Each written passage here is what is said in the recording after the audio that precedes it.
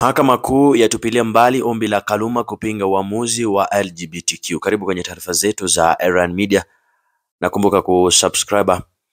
Mahakama ya juu Jumanne ilitupilia mbali kesi ya mbunge wa Homa Bay mjini Peter Opondo Kaluma, ambapo aliitaka mahakama ya upeo kuchunguza uamuzi wake kuhusu ufafanuzi wa ngono.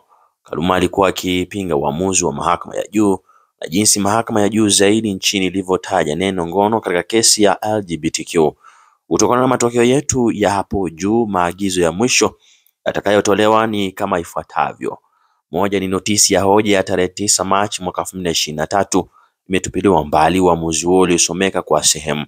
Mahakama ya juu ilisema kuwa vifungu vya 162, 163 na kile cha 165 vya kanuni ya adhabu na masharti ya kifungu cha 24 cha katiba vielezi nia ya kuweka kikomo uhuru wa kujumuika wa watu wa LGBTQ kwa sababu tu ya mwelekeo wao wa kijinsia.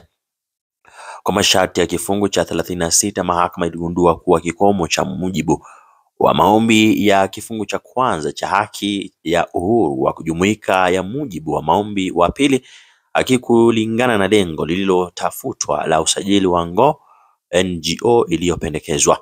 Mahakama hii pia ilisema kwamba neno ngono kama ilivyotumiwa katika kifungu cha 27 cha katiba lilipaswa kufasiriwa kama kujumuisha usemi mwelekeo wa ngono. Mahakama juu iliona katika ombi lake mbele ya mahakama ya juu la Machi 9 mwaka 2023, Kaluma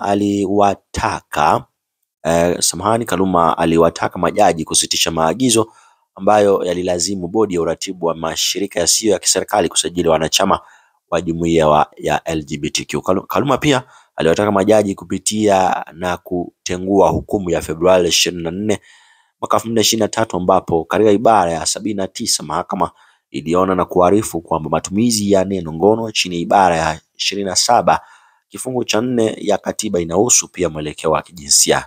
Jinsia yote iwe na jinsia tofauti, msagaji, mashoga, watu wa jinsia tofauti au vinginevyo. Ndizo taarifa za hivi sasa. Endelea kusubscribe, hapa ndipo nyumbani, kituo number 1 kote nchini kwa masuala ya